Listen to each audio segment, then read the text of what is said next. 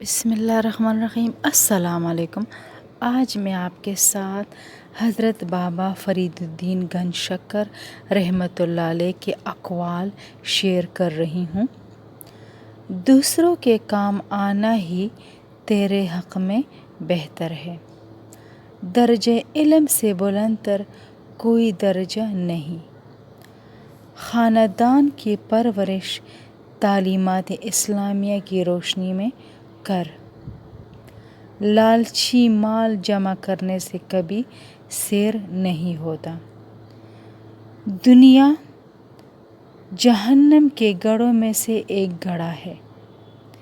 دنیا اور دنیا دار کبھی بھی سکون قلب حاصل نہیں کر پاتے۔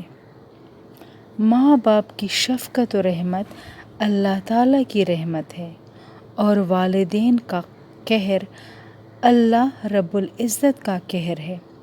جس فرزند سے والدین راضی نہیں، اس سے اللہ تعالیٰ بھی راضی نہیں۔